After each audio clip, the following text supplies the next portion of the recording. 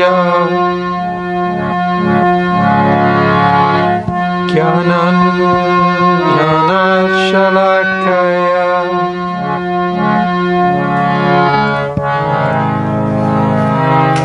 Chakshurmilitam jena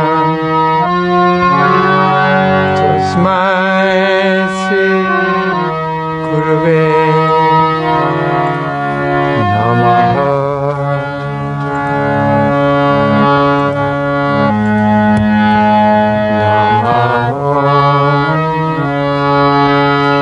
Vishnu Padaya Vishnu Prasthaya Bhutale Srimate Bhakti Vedanta Swami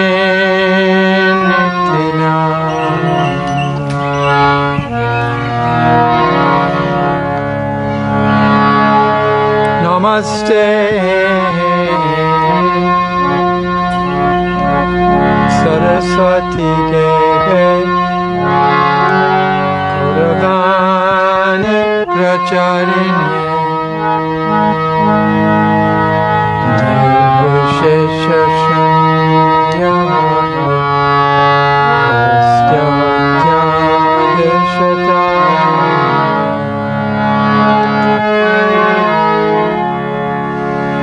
Jaya Sri Krishna Caitanya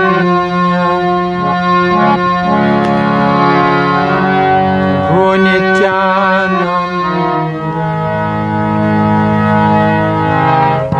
Sri Advaita Gadadhara Srivasadi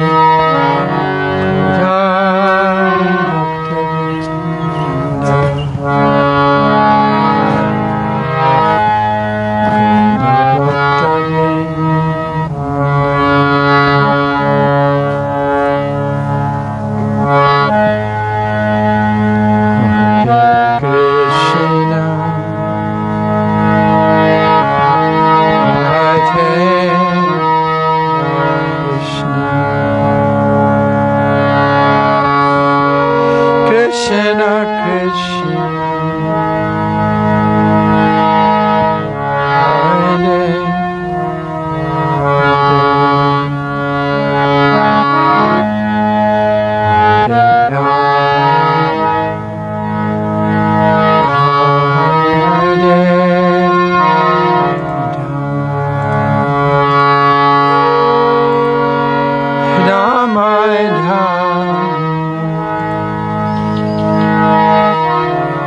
Hare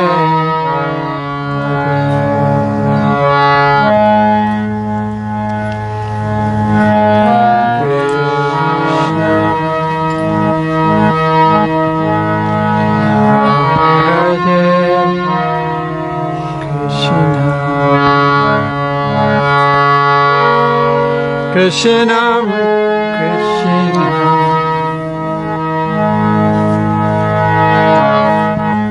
Hare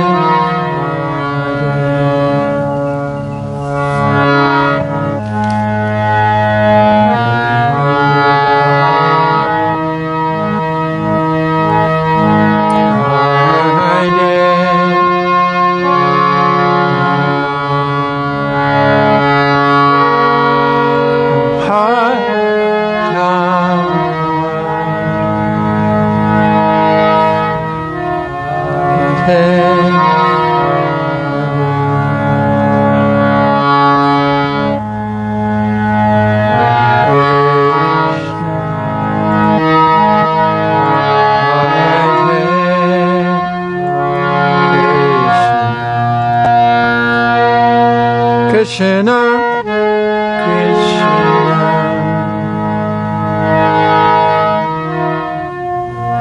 Hare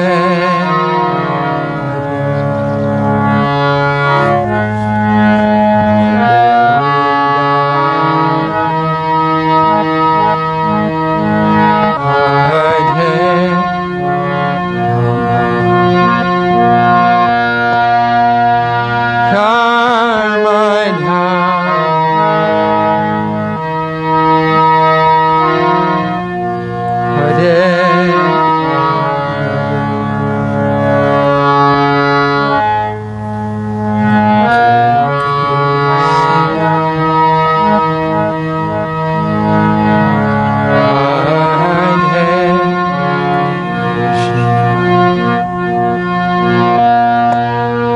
Krishna,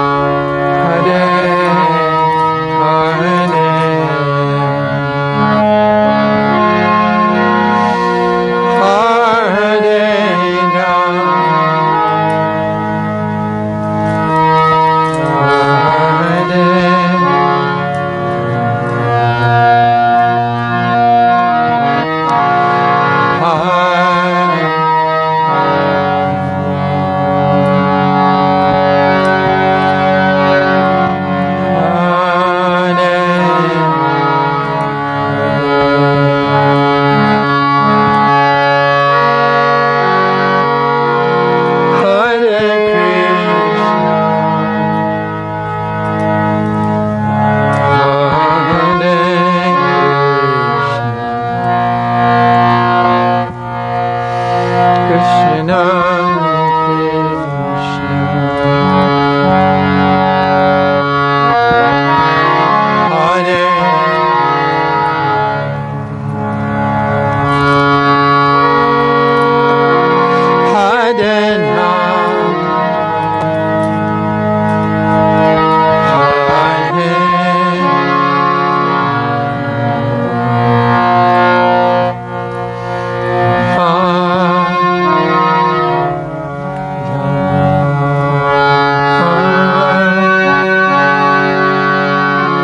Hare,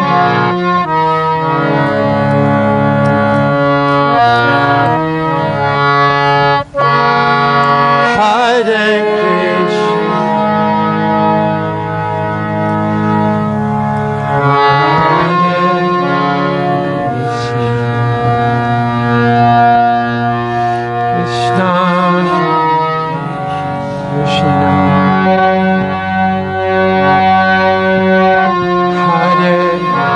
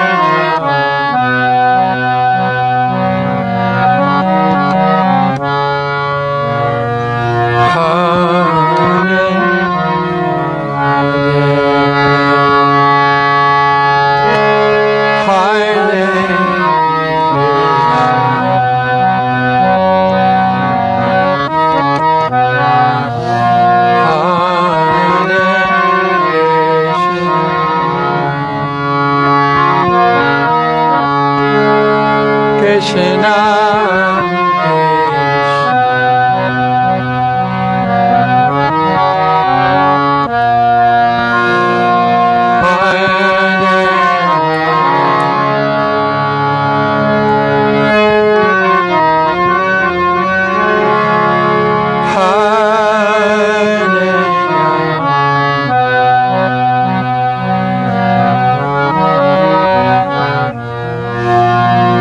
Hare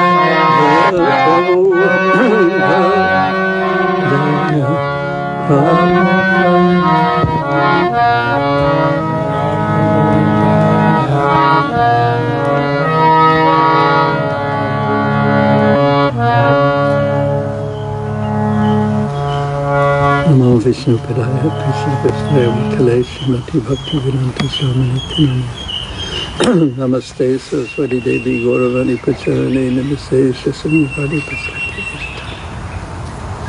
Om Aganatam Nandasya Janandana Salakaya Chaksasimilitam Jena Tasmai Sri Gurave Namah Sri Caitanya Manabhistam Stapitam Jena Bhutale Sayam Rupakadamayam Dadati Sapadantikam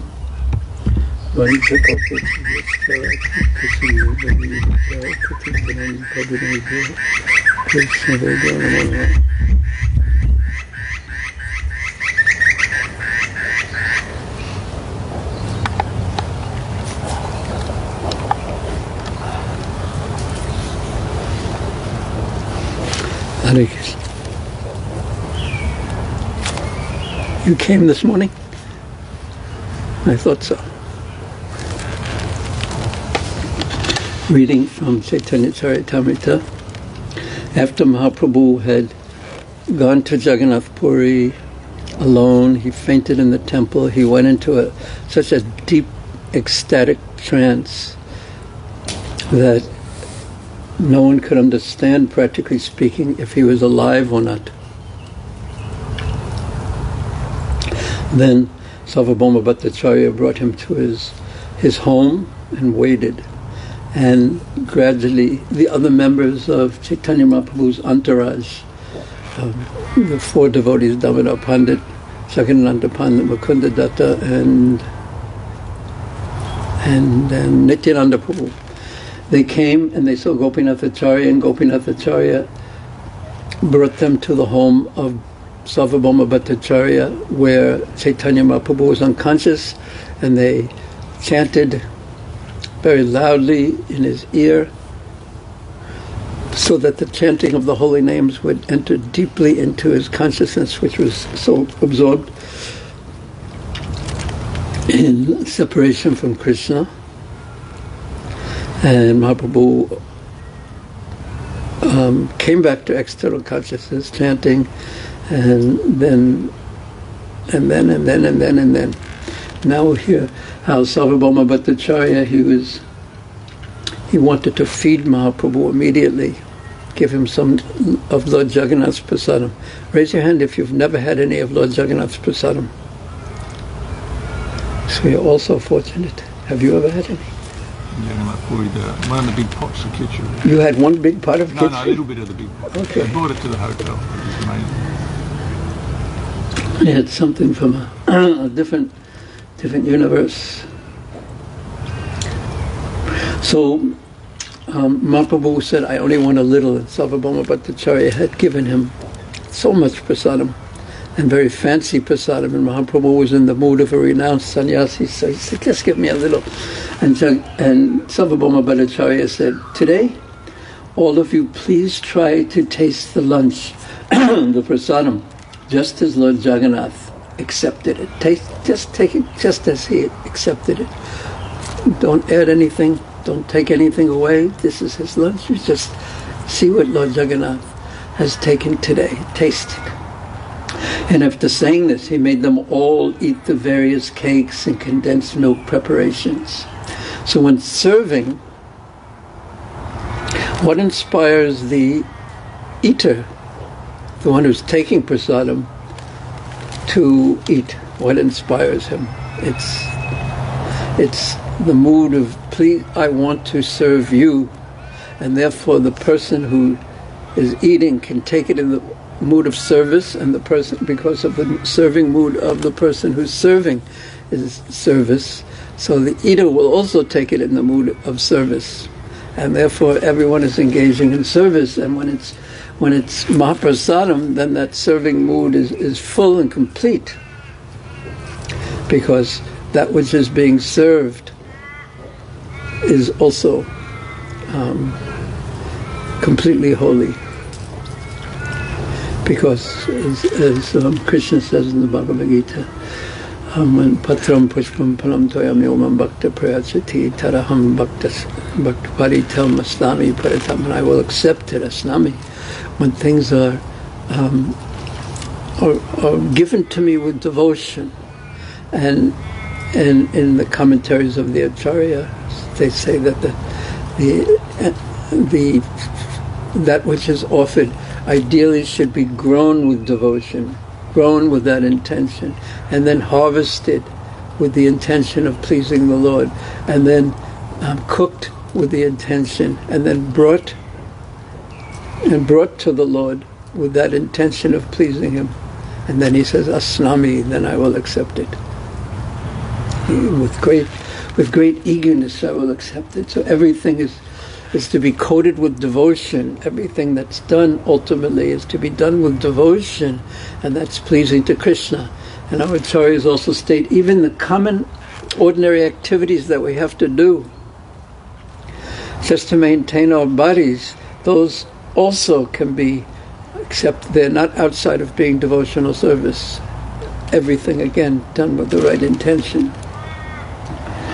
So after saying this, that please take the lunch as Lord Jagannath accepted it, he made them all eat the various cakes and condensed milk preparations. Made them because of his desire to serve them. Their desire was, again, to please him. So by the force, it's a different kind of force. It's the force of devotion, which is even more powerful than any other force, because that force of devotion can even conquer Krishna, who is unconquerable, Ajita. So this gives us the hint of why Bhakti Yoga is called Bhakti Yoga, because it's based on bhakti, the intention to serve. And Srila Jiva Goswami explains in Bhakti Sandarbha, if one's devotional service, quote, devotional service, is not pure, then one will not get the result of bhava bhakti. So it's pure devotional service that gives the result. Misra bhakti, or devotional service mixed with karma and jnana, they don't give the result of bhava bhakti. So when you hear that, what do you think? What do you think? I know what you think. What to do? What hope is there? What do you think? Do you get encouraged or discouraged?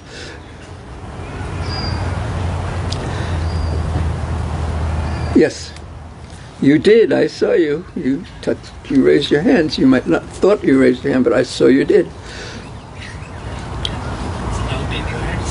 And what doubt does it put into your head? It's a hard thing to Yeah. So what is the next step then? Okay, but what's the next step in the thought processes? All of this is very, very subtle and pure, and I'm not on that level. So what's the next step in the thought processes?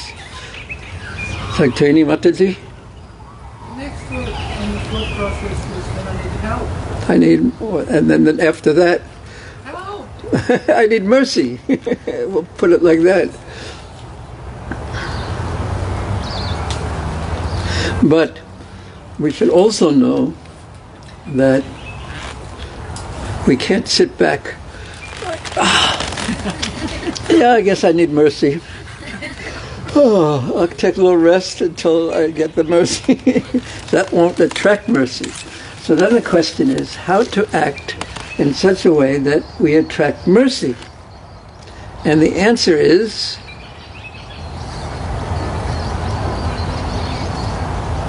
Your devotion. yes. The desire Desire what? to have pure devotion. Yeah, but what's the activity? Yeah. Anyone? Everyone? Yeah. We act like it depends on us, but we pray like it depends on Krishna. That's a good one. I've heard that one before. We have to try our best and keep the consciousness while we're trying our best that we are very dependent on mercy of Guru, mercy of Prabhupada, Vaishnavas, mercy of C.C. Gaunitai, mercy of the deities, mercy of Lord Jagannath, and mercy of Prasadam, and just so much mercy of preaching, which attracts mercy, just that. And what's that called? The thought that you need mercy. What term would you use? I'm thinking of one specifically. So any of you who have mind-reading capacities, you'll be able to get it easily. Oh, yes. Linda demonstrating her mind-reading capacities. Humility, yes, that's what humility means, depending on Krishna. And that's what separates the devotees from, or that's what separates low self-esteem from humility. It's dependence on Krishna. Krishna's in the thought instead of how bad I am, which is self-centered, neurotic behavior. So, after saying this, he made them all, Sarvabhauma Bhattacharya made them all eat the various cakes and condensed milk preparations. And after feeding them, he offered them water to wash their hands, feet, and mouths.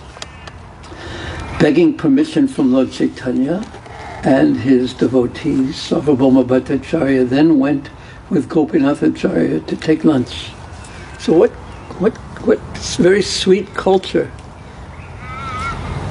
Because saying that, do you need anything else? No, you've washed, you've had your mouth sweetened by spices. Is there anything else? No, nothing else. Oh, then, with your permission, we will take lunch, prasadam. Then, after finishing their lunch, they returned to Lord Chaitanya Mahaprabhu. And Sarvabhauma Bhattacharya then offered his obeisances to Sri Chaitanya Mahaprabhu by saying, Namo Narayan. And that way, Namaskar Kaila. And then Mahaprabhu replied, Krishna Matirastu. Gosai Kahila. Mahaprabhu Goswami said that may you remember Krishna. He said, I offer my obeisances to Narayan because according to the impersonalistic philosophy, and I've seen, even in Vrindavan, I've seen Mayavadi sannyasis when they meet each other in the street, they say Namo Narayan. They see each other. That's all you have to do to become Narayan is you take sannyas. So Mahaprabhu didn't say back to Sarvabhauma Bhattacharya, Namo Narayan. He said, what did he say? Who knows? Yes, but you translated it. Krishna Matirastu. May you remember Krishna. May your remembrance go to Krishna. Or let your attention be on Krishna, as Prabhupada translated. So here's Prabhupada's purport. He will explain things. It is the etiquette among sannyasis, those on the fourth platform of spiritual life, to offer obeisances saying, Om Namo Narayanaya, Narayanaya. I offer my respectful obeisances unto Narayan. This greeting is used especially by Mayavadi sannyasis. According to the Smriti scriptures, a sannyasi should not expect anything from anyone, nor should he consider himself identical with the Supreme Personality of Godhead. Vaishnava sannyasis never think of themselves as being one with the Lord. They always consider themselves eternal servants of Krishna, and they want to see everyone in the world become Krishna conscious. And for this reason, a Vaishnava sannyasi offers his blessings to everyone, saying, Krishna Matirastu, may you become Krishna conscious. Or may your attention be on Krishna, Krishna consciousness. May everywhere you look, may you see Krishna. May nothing distract you from seeing Krishna in all things, at all circumstances, and at all times. Now that is a blessing that is valuable. May you become Lord Narayan.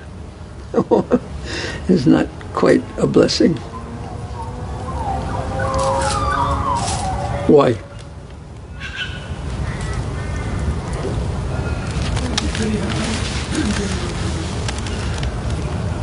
Well, one might even say it's impossible. But why else? You are aloof from loving relationship. Yes, and tasting the sweetness of the loving relationship in relationship to Krishna. So sometimes it is said, which is it better, which is sweeter, to be sugar or to taste sugar? Which is sweeter, to be sugar Or to taste sugar. Yeah. First in class. To taste sugar, because the sugar doesn't taste the sweetness of sugar. What's so funny? It's true. Unless the sugar is Gujarati, maybe, or something, then it can somehow or another.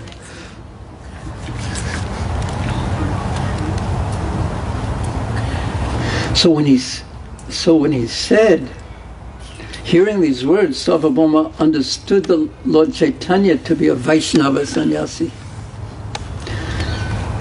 Sarvabhauma Bhattacharya then said to Gopinath Acharya, I want to know Caitanya Mahaprabhu's previous situation. He wanted to know what he previously was while he was a householder. Where is he from? What did he do? And very much when people in cultured times, when they ask about who you are and you introduce yourself, it was always in relationship to one's family. So therefore, in the West even, there's two names you have in the West. You have a first name and you have a surname, a family name. But now when people introduce themselves, it's considered more intimate and almost more, it's casual even in the West when they introduce just by your first name. But in relationship, and that in one sense points to the root of the problem of the West. Everyone is not in relationship to anything, to anyone, not in relationship to their families, not in relationship to their communities, not in relationship to their countries, not in relationship even to their own bodies. They just float around on their mobile phone or just in the virtual reality of their own mind, just floating around in their own minds. So with no relationship, and then wondering why the universe doesn't cooperate with their minds, as if the universe's position was to cooperate. That's what the universe is supposed to do, cooperate with me, and not anyone else, me. So that's obviously a formula for disaster or disappointment. And rather, the blessing that Mahaprabhu gave is, may you see Krishna, may your attention be on Krishna, and see everything in relationship to Krishna. So very, very different. So Gopinath Acharya is going to introduce Mahaprabhu, and listen to what he says. There was a man named Jagannath, who was a resident of Navadip, and whose surname was Mishra Purandara. Lord Chaitanya Mahaprabhu was the son of that Jagannath Mishra, and his former name was Vishwambara Mishra. He also happens to be the grandson of Nilambara Chakravarti. He's introducing him in relationship to his family, and in this case especially, his family is very exalted, and actually from the same area of Navadip, Nadia district, as Sarvabhauma Bhattacharya, and Gopinath Acharya knows this too. So who was Mahaprabhu's father? Jagannath Mishra. I heard the whispers from everyone. And who was his grandfather? Actually, his maternal grandfather was Nilambara Chakravarti. So Sarvabhauma Bhattacharya says, now I'm going to ask a very difficult question after I read this, or after the next few verses. Nilambara Chakravarti was a classmate of my father. This is what Sarvabhauma Bhattacharya says. So who was a classmate of his father? That wasn't the difficult question. Wait till you hear the difficult question. Who was the classmate of his father? Okay. Mahaprabhu's grandfather was a classmate of his father, whose name was Sarvabhauma Bhattacharya's father, which name was Maheshwar Visharad. I knew him as such. So Sarvabhauma Bhattacharya is saying, his grandfather was a classmate of my father. And Jagannath Misra Purandara was respected by my father. So there's 2 generations there. I respect both Jagannath Misra and Nilambara Chakravarti. Now here is the first question, which isn't so difficult. So there's the grandfather, there's the father, and then there's the son. And then there's Sarvabhauma Bhattacharya. So what age group approximately was Sarvabhauma Bhattacharya? The grandfather, the father, or the son? Ah, Baba. Very good. Yes, he was about the same age as his father, which is important to know in relationship to what's going to happen, because naturally he's going to have very fatherly, affectionate relationship with Caitanya Mahaprabhu before he understands who Mahaprabhu really is. I respect both Jagannath Misra and Nilambara Chakravarti. So, what is of cultural significance there?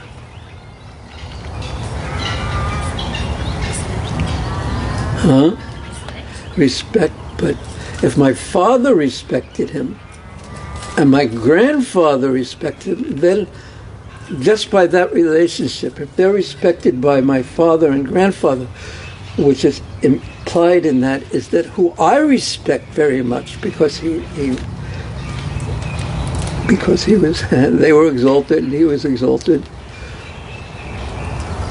So if respected people respect them, what to speak of affectionate respected people, then I naturally completely respect them.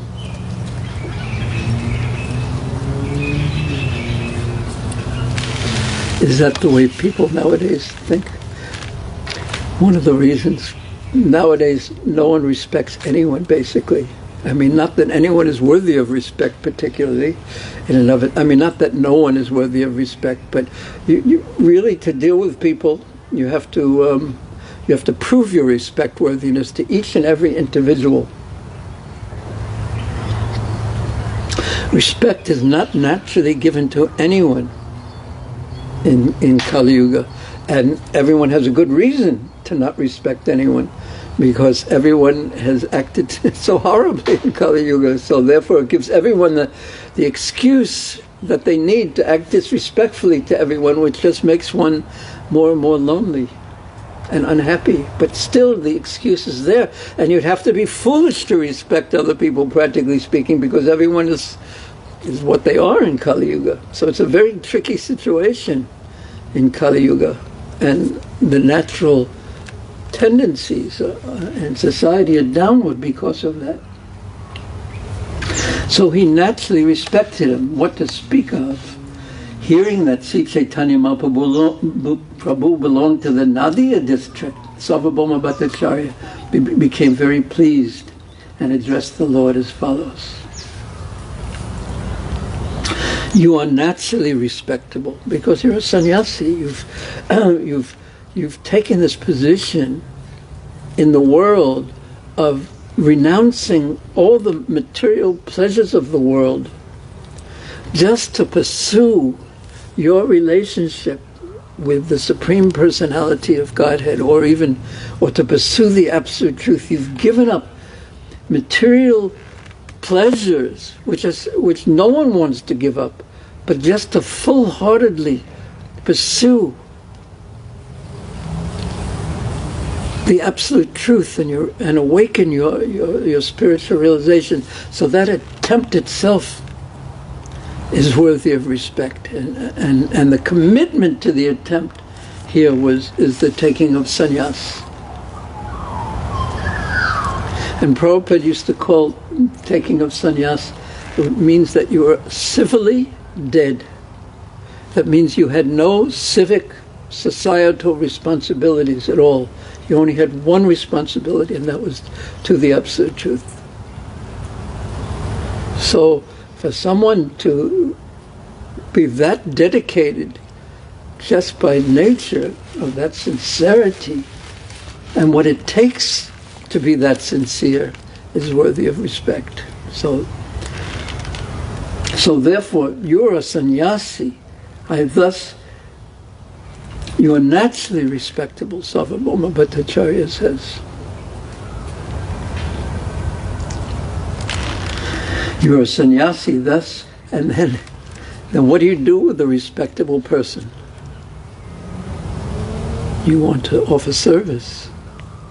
And the more respectable they are, the more you want to serve them. This is natural culture. This is natural society. And one difference that, I don't remember if I think I heard it, the difference between Vedic culture and contemporary culture is that in Vedic culture, who was given the most respect? People like Dhruva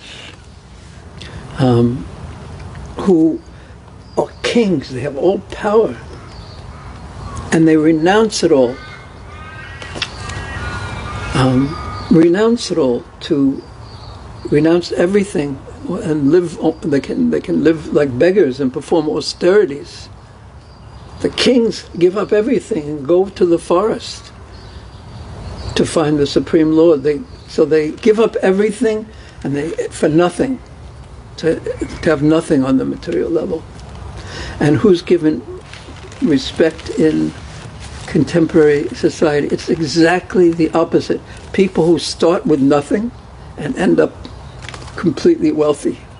Those are the most respectable persons. So so the goal in one is to gain the most power and wealth, and the goal in the other is to serve the one who has the most powerful wealth. Powerful and so wealthy, it's just opposite each other. So the society is opposed to culture. It's called culture. What the Sanskrit word for culture is Sanskriti, I think. Yes? Sanskrit. Yes. Hindi also. Gujarati? Punjabi? I can't remember. You are a Brahmin. Australian? Culture? Funny, mate. Culture. You speak Australian, right? Right, mate. Okay, I just thought so. I'm just checking. So he says, you are a sannyasi and I wish to be your personal servant. Become your personal servant. Purport. A sannyasi is always to be worshipped and offered all kinds of respect by the grihastha householders. Although Sarvabhauma Bhattacharya was older than Sri Caitanya Mahaprabhu, because he was the age of his father, Sarvabhauma respected him as a sannyasi and as one who had attained the topmost platform of spiritual ecstasy, because he had seen Mahaprabhu go into a trance, and others thought that he was just sleeping or just putting on some show. But Sarvabhauma Bhattacharya said, no, this is extraordinary. He's so deeply absorbed internally in spiritual bliss that he's just asleep to the external realities of the world. So, thus, the Bhattacharya certainly accepted him as his master. And as soon as Caitanya Mahaprabhu heard this from Bhattacharya, he immediately remembered Lord Vishnu. Vishnu Smarana. Vishnu. And he began to speak humbly to him as follows. Because, again, a contrast with material consciousness, because in material consciousness, ultimately, everyone wants to be served, which means everyone wants their desires served. And we in material consciousness look at others as objects, or their purpose in life is to fulfill my desires. And that's not how people look at themselves, as their object of life is to fulfill your desires. They're looking at you in just the same way, they have a mirror up and they say, no, you have it almost right, but you have one thing wrong. It's your purpose in life is to fulfill my desires. And that's why there's so little harmony in the world.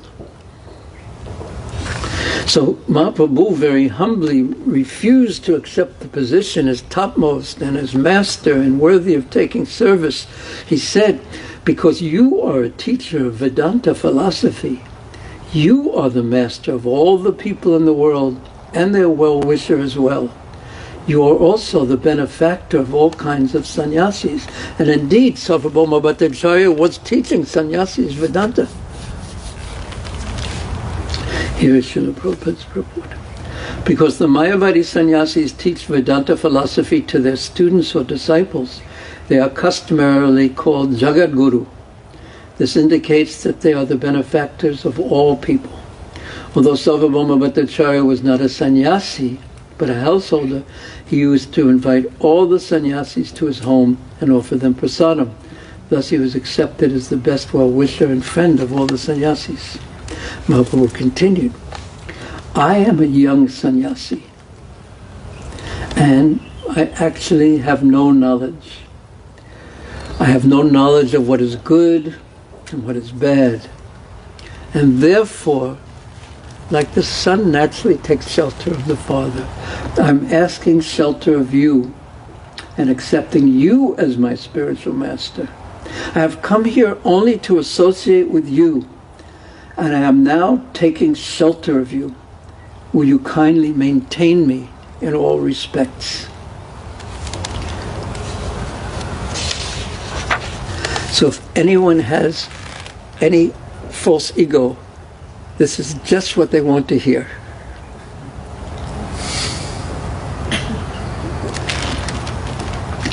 The incident that happened today was a great obstacle for me because Mahaprabhu had fainted when he saw Lord Jagannath. But you have kindly relieved me of it. You've protected me. You've saved me. The Bhattacharya replied immediately with advice, fatherly advice. So he's accepted Mahaprabhu's concept that that you should take care of me. So his mood was, yes, I shall take care of you and advise you properly. And thus the relationship is going to be established. And his mood ultimately is one of service. Because to be on top of the relationship means not to be the Lord and Master, it means to be the servant and take care of those beneath. The king's position is to take care of the praja, treat them like children, not to exploit them. So again, things were so much more in harmony with the natural laws of governance, the natural laws of society, the natural laws that place society's governance in harmony with the ultimate spiritual value of life. Now, society's laws, the laws that govern society, are in full disharmony with the spiritual purpose of life. What do I mean by that?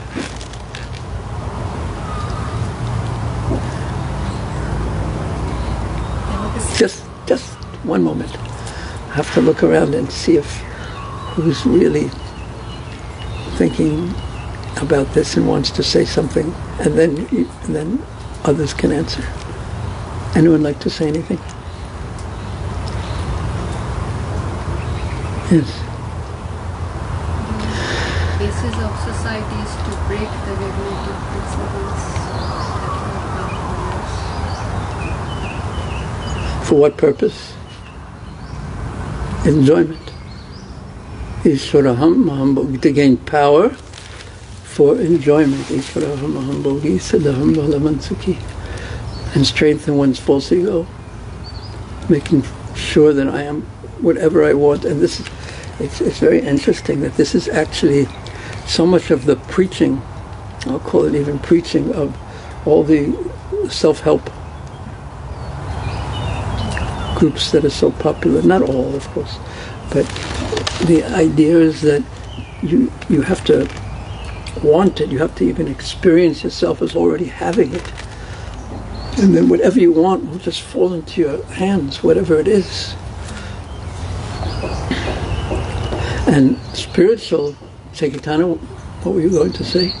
I probably jumped in before I thought about it too quickly, but just felt to me the opposite would be like a coming whether it's illicit sex, meat eating, gambling, and intoxication, which is exactly the opposite of spiritual principles. Yes, you just confirmed what Soumya said.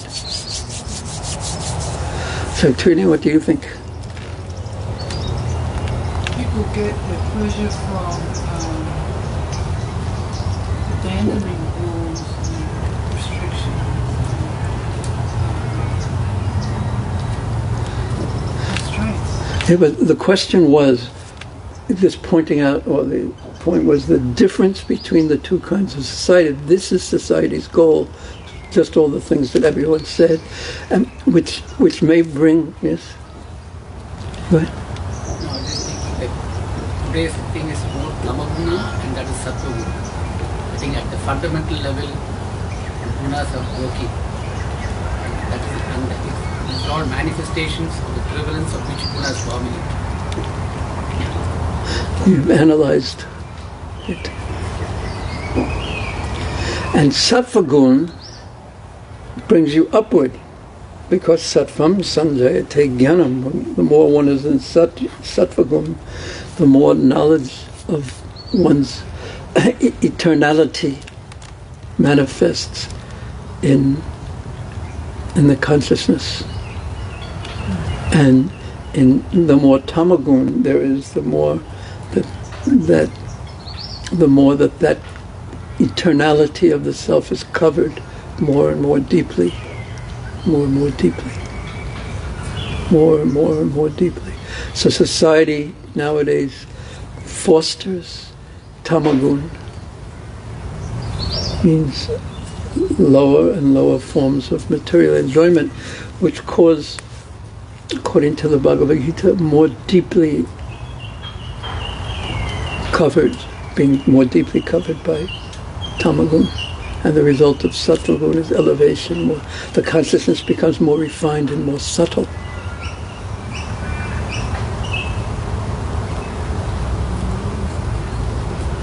So the society, there's no real goals of society or the people in it. In the democratic societies, it's mostly it's enjoyment. In the communistic societies, the individual exists to help the society, but which doesn't end up happening. But the purpose of religion is to serve society.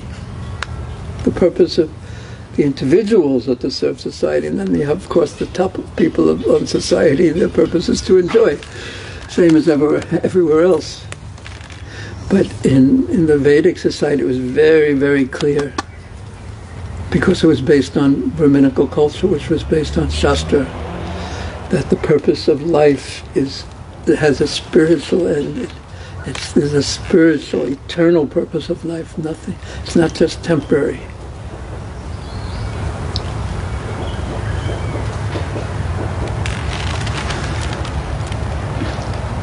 So Sarvabhauma Bhattacharya, in a fatherly way, replies, "Do not go alone to see the deity of the Jagannath temple. It is better that you go with me, all my men, because it's too dangerous. See what happened last time." So he's giving him fatherly advice, giving him shelter. And the Lord said, immediately, like a good son, "I shall never enter the temple, but shall always view the Lord from the side of the Garuda Stamba." So Mahaprabhu always followed this. So he didn't go up close to the deities, because Sarvabhauma Bhattacharya said, "You should do this." So, yes, I will do it. You're offering me advice, and I've said that you are like my father practically. Now I will accept it. And Sarvabhauma Bhattacharya then told Gopinathacharya, "Take Goswamiji and show him Lord Jagannath." So now we'll arrange that you see Lord Jagannath. Also, more arrangements for him, because he said, "You maintain me. The apartment belonging to my maternal aunt, Matiswasi Grihe, Matriswasi Grihe, is in a very solitary place.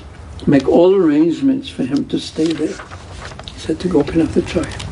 Thus Gopinath Acharya took Lord Caitanya Mahaprabhu to his residential quarters and showed him where to find water tubs and water pots. Indeed, he arranged everything. So, interesting. Look what he showed him, where you can find water that we don't even know how. We don't even think like that. We just know how to. We know how to find water. You just go, and water magically appears. But what's one good thing about that, and what's one bad thing about that? You have no water bills. Huh? It's practical man there. What's the good thing about it? Another good thing. Is there any other good thing about it, that there's no water bills? Drinking water from clay pot. But what's the good thing about just turning the water tap and water appears? Convenience. Time, convenience. Value. Huh? Value water. Only when you pay the bill, but not when you turn on the tap. People, we waste so much water that way. If you had to go, and just imagine if you had to put a pot on your head and then walk to the village well, and then you have to take it and lower it, put a rope around its neck, and you take it and lower it into the well, and then you have to pull it up, and then you think your problem was carrying the empty pot on your head.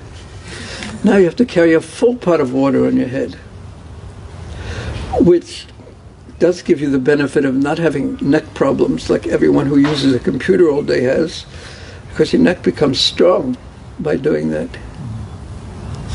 And also you have a chance to, you don't have to look on your mobile phone for the daily news. You're at the well and you hear that from everyone, what's going on in the village. You hear everything.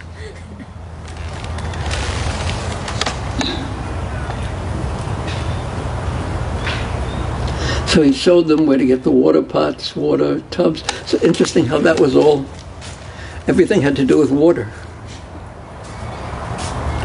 Because water is so necessary, of course, for drinking, but also for cleanliness.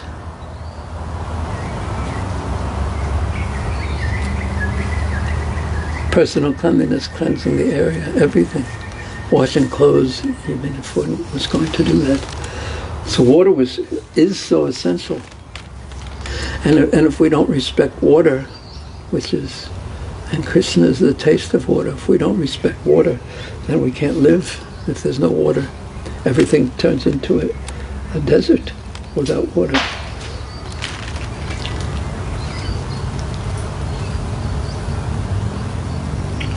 I remember that you always have that, somehow that's firmly implanted in you, don't waste water, because fearing that if we devalue water, then one day we're not going to have water. And in some places of the world it's like that. In some parts of old China, but even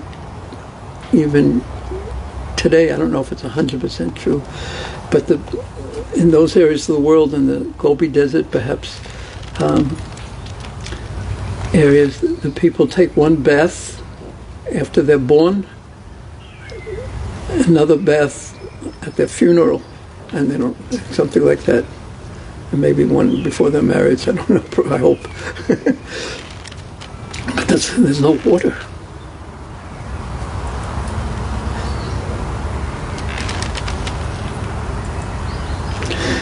The next day, Gopinath Acharya took Lord Caitanya Mahaprabhu to see the early rising of Lord Jagannath. Gopinath Acharya then took Mukunda Datta with him and went to Sarvabhauma Bhattacharya's house. When they arrived, Sarvabhauma addressed Mukunda Datta as follows. And then we'll end with this. Or maybe we'll read a little bit more. This sannyasi, Sarvabhauma Bhattacharya, in front of Mukunda Datta and Gopinath Acharya knew Mahaprabhu and Mukunda Datta from Navadvip. This sannyasi, Sarvabhauma Bhattacharya says, is very meek and humble by nature, and his person is very beautiful to see. Consequently, my affection for him increases. So naturally.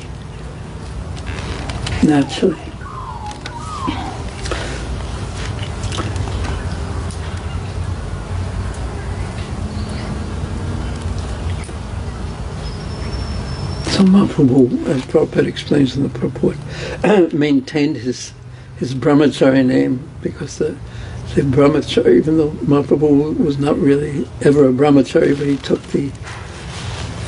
in the sense of serving Kesava Bharti Maharaj, who was his sannyas guru. He never had a long time to serve him. His service was really to take sannyas from him, but he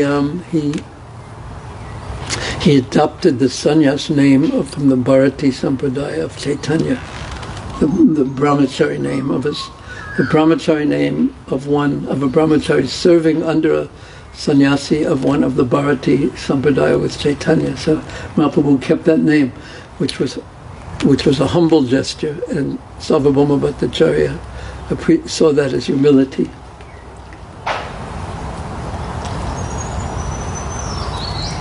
So he appreciated that very much. So which sampradaya has he accepted the sannyas order, and what is his name? So up until this point, he doesn't even know his name of Mahaprabhu, and he's given him full shelter. And Gopinath Acharya replied, the Lord's name is Sri Krishna Chaitanya, and his sannyas preceptor is the greatly fortunate Kesava Bharati. Sarvabhauma Bhattacharya said, Sri Krishna is a very good name, but he belongs to the Bharati community, therefore he is a second-class sannyasi. Gopinath Acharya replied, and here's where the Gopinath Acharya and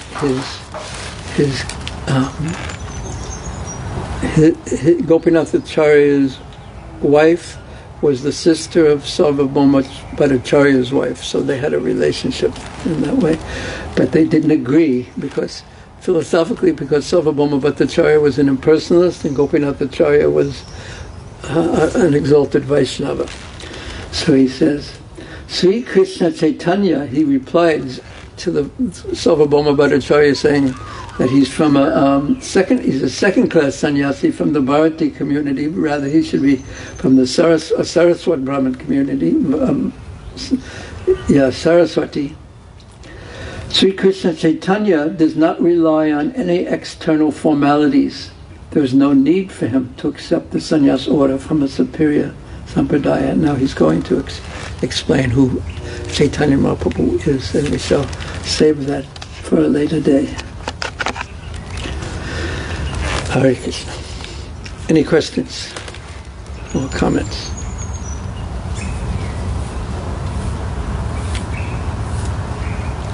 Now everyone knows that they're not allowed even to move or scratch their cheek up.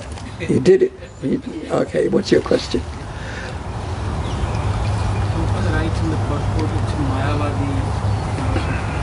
What's which purport? In the first purport, when he says Namo Narayan, from Mayavadi. Yes.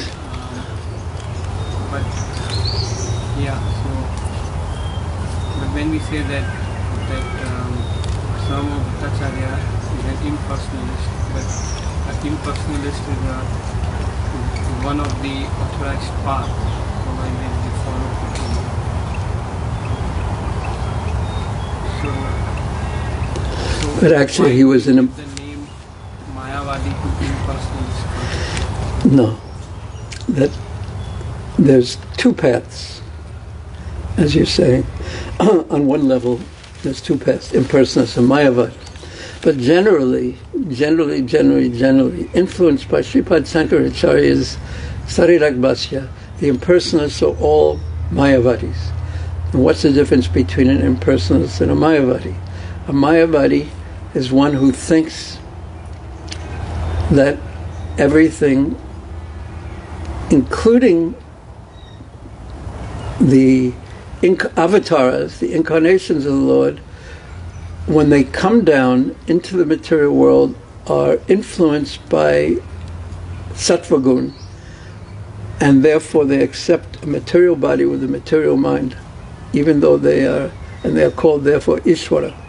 And the other part of, and then the living entities, they think, the Mayavadis think, that they are the same Supreme Lord who is influenced by not sattva gun, but by tamagun and rajagun. But it's the same Supreme Lord, and if you remove the illusion of the gunas, then you become the same as the Ishvara.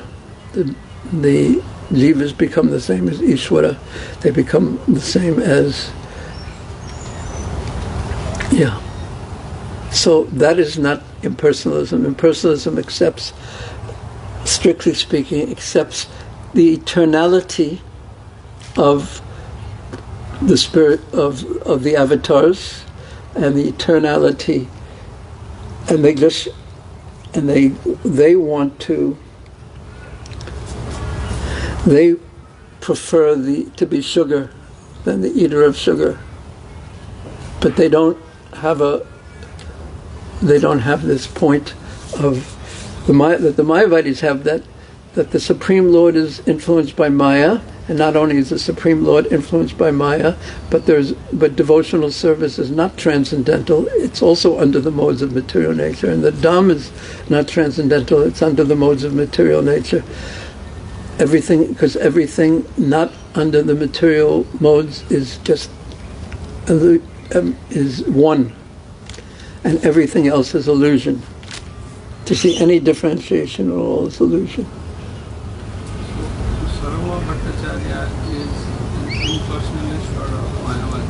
He's actually a Mayavadi, because he's going to try to explain the Vedanta. He explains Vedanta according to the Sarirak-Bhasya explanation commentary of Sripad Shankaracharya. Do Mayavadis think they're Mayavadis? No, they don't like that name at all. In fact, they get very angry, and they get angry at ISKCON. But actually it wasn't because, they get very angry specifically at that term. It's like if you call somebody fat, they get especially angry. But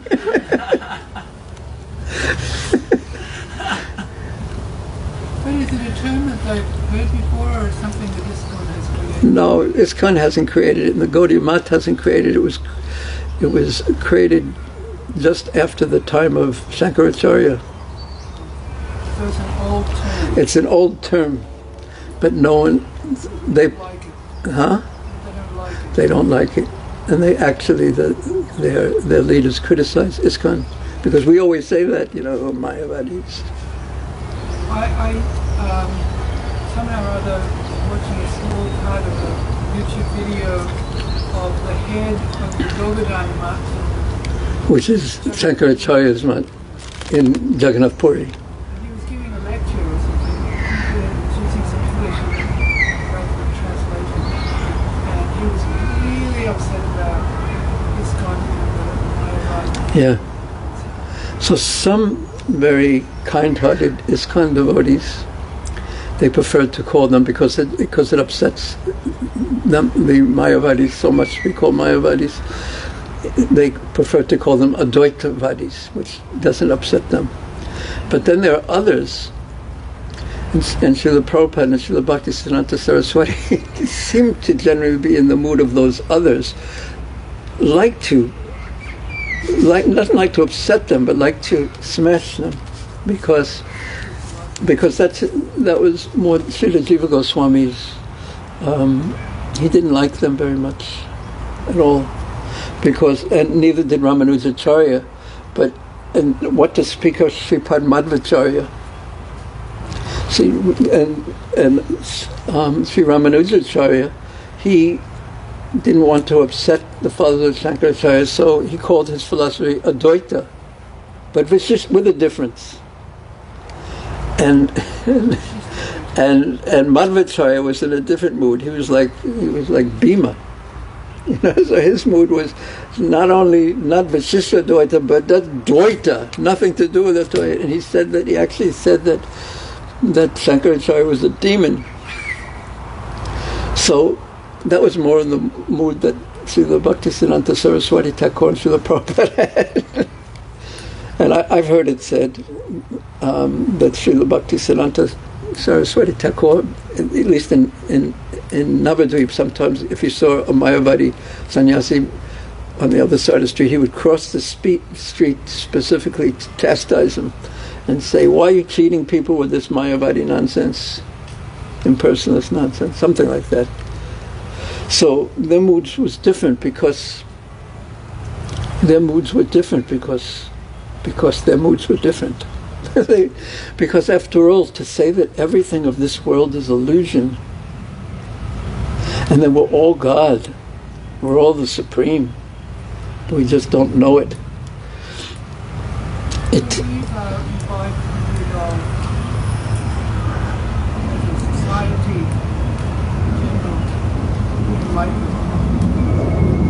And the followers of Sri Madhvacharya from Udupi, as you know, when they go to Sringari Mat, which is relatively close to Udupi in Karnataka, they won't even accept Charanamrita from the temples there. Yeah? And neither did the followers of Madhva we were with.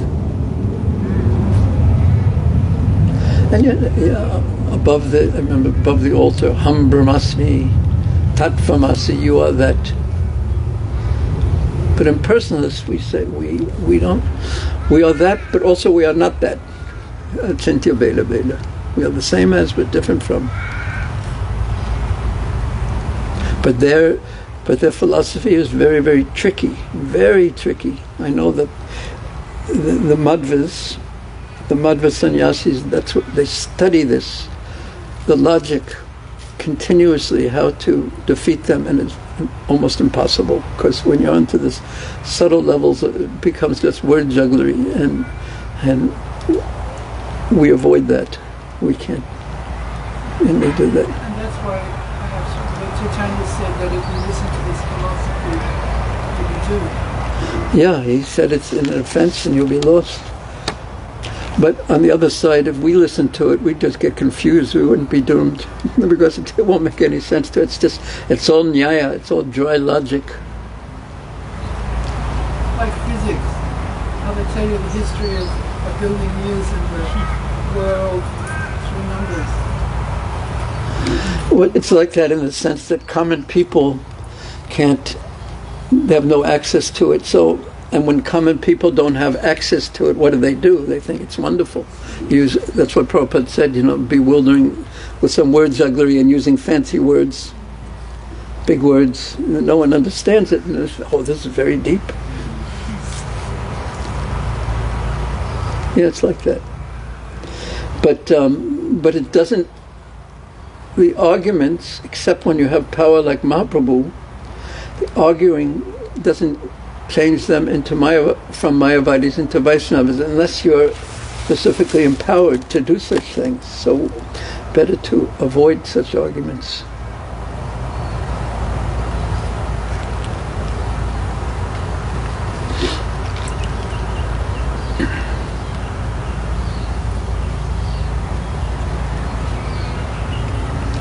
I had heard that one of the Shankaracharya, current Shankaracharyas, was traveling all over the world, and then he went to England, and he was preaching, and they got him. They allowed at the manor. They allowed him to speak, not in the temple, but they allowed them to have their gathering in the manor. And the Shankaracharya and Shivram Raj sat on the stage. His Holiness Shivram Raj sat on the stage with them as he was speaking, and he criticized, the Shankaracharya criticized ISKCON and things like that. And Shivram Raj, after he was finished, he said, said, that's not proper. You're here as our guest and you're criticizing the host. That's not proper. And then they started discussing a little philosophically. And then Sri Ramaraj, being very scholarly, quoted some verses from the Rig Veda.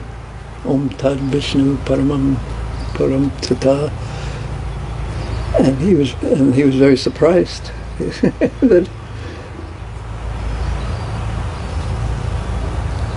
But he caught him. Was he speaking in English? Well, yeah, probably because Sri Ramaraj doesn't speak Tulu. Or Hindi.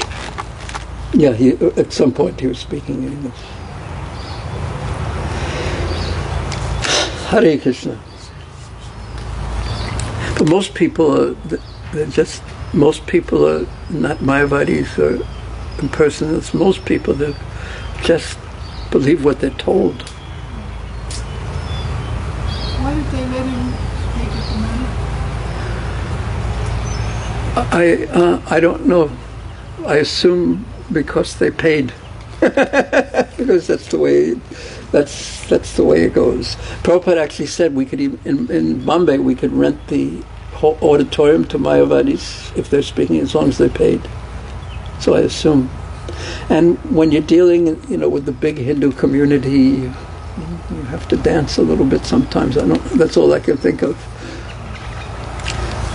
Srila Prabhupada ki jai, Sri Caitanya Caritamrta ki jai, Srila Prabhupada ki jai, Srila Jiva Goswami ki jai, Srila Madhvacharya ki jai, Srila Ramanujacharya ki jai, Sripad Sankaracharya ki jai, Tagore Premanare.